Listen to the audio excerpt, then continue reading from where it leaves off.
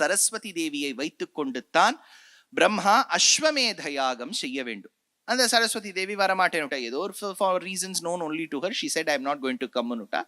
பிரம்மா வந்து என்ன பண்ணிருக்கணும், okay I will wait till Saraswati comes. அவர் ரொம்ப சாமர்த்தியமா என்ன, சாவித்திரியை வச்சு நான் யாகம் பண்றேன் அப்படின்னு விட்டார். அப்படி பண்ணும்போது நேர போய் சரஸ்வதி கிட்ட சொல்ல, சரஸ்வதிக்கு கோபம் வர, சரஸ்வதி டிபார்ட்மெண்ட் ஆஃப் எஜுகேஷன், அவளுக்கே எப்படிலாம் கோபம் வந்தா எப்படின்னா வந்துடுத்து, எதேச்சியா அவளுக்கு வந்துடுத்து. வரும்போது என்ன எடுத்து, அவ இந்த யாகத்தை தடுக்க வேண்டும் என்பதற்காக என்னெல்லாம் இடையூறு வைக்கலாமோ வச்சா. அந்த இடையூறு வச்ச ஒவ்வொரு திவ்ய தேசத்திலும் பகவான் தோன்றி அந்த இடையூரை களைந்தார்.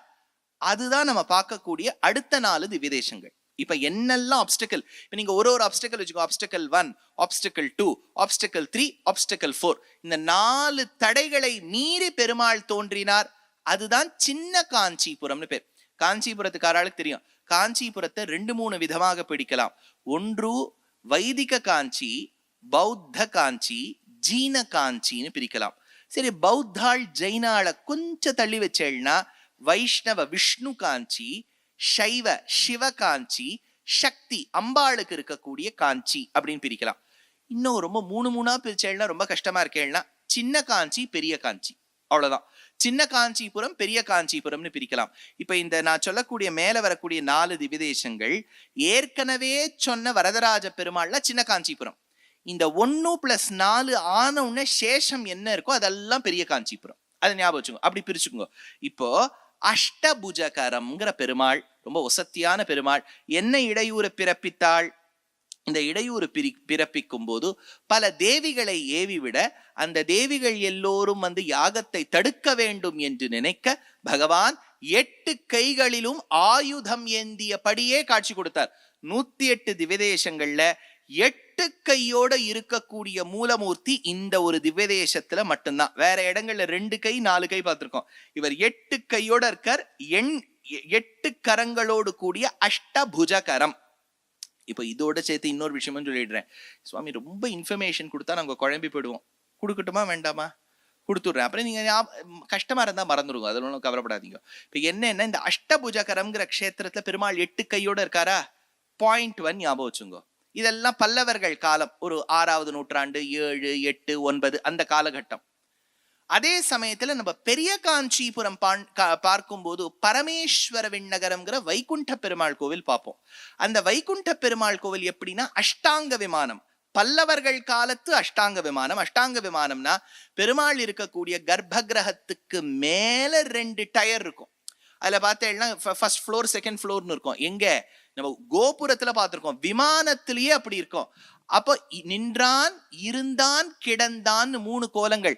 ஏற்கனவே திருக்கோஷ்டியூன்னு ஒரு க்ஷேத்திரம், அதே மாதிரி கூடல் அழகர், இதெல்லாம் அஷ்டாங்க விமானம். இந்த பெருமாள் அதற்கும் முன்னதாக தோன்றிய அஷ்டாங்க விமானம்.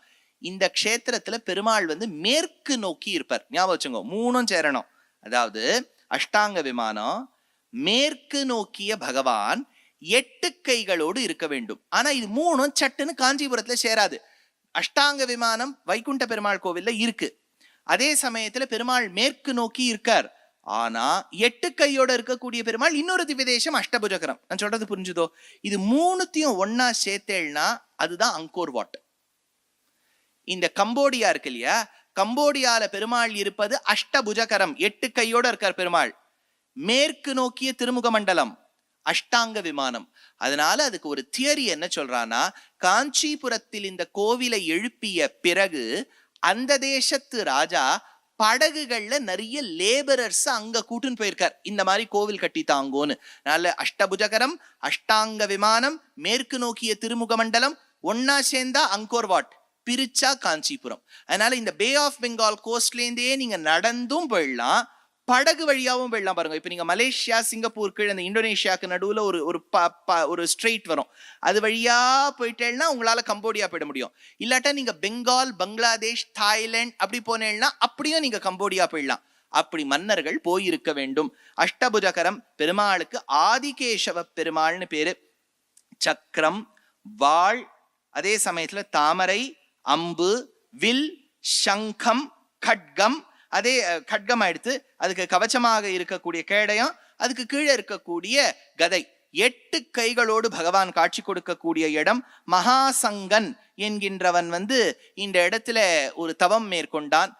அந்த மகரிஷி தவம் மேற்கொள்ளும் போது இந்திரன் ஒரு பேர் ஆஃப் எலிஃபென்ட்ஸ் வருது.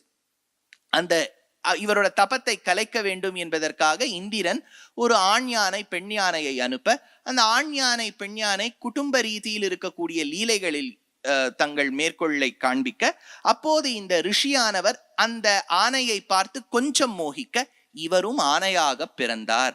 அந்த ஆணையாக பிறந்து பகவானுக்கு ஆதிகேசவ பெருமாளுக்கு புஷ்பங்களை சமர்ப்பிக்கலாம் நினைக்கும் போது முதல்ல பிடிச்சிடுத்து. இனிமேலேன் கஜேந்திர மோட்சம். இதுக்கு முன்னாடி அவர் வேற ஏதோ ரிஷி, அப்புறம் கஜேந்திர மோட்சம் நடந்துடுத்து. பெருமாள் இங்க அஷ்டபுஜகரனாக ஆவிர் பவித்து அந்த ஆணையை சம்ரக்ஷித்தார். இதுவும் கஜேந்திர மோக்ஷம் தான். ஆனா இது கஜேந்திர மோக்ஷம் 2.0. 1.0 இந்திரத்யும்னே பாண்டிய கண்டாதிராஜா ஸ்வத்பக்தாத்மா சந்தனாத்ரௌ கதாச்சித் த்வத்சேவாயாம் மக்னதீஹி ஆலுலோகே நைவாகஸ்தியம் பிராப்தமாதித்ய காமம். பட்டதிரில் நாராயணியத்தில் எடுக்கிறார்.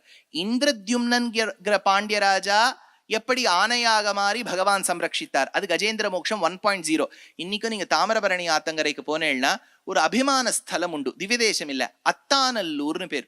அந்த அத்தானல்லூர் கஷேத்திரத்துல கஜேந்திர மோட்சம் நடந்ததாக சொல்லுவார்கள். அது ஒன்று. இந்த கஜேந்திர மோட்சம் காஞ்சிபுரத்துல இன்னொரு ரிஷிக்காக நடந்திருக்கு. நிறைய ரிஷிகள் யானையா மாறி இருக்கா, நிறைய யானையை முதல்ல கடிச்சிருக்கு.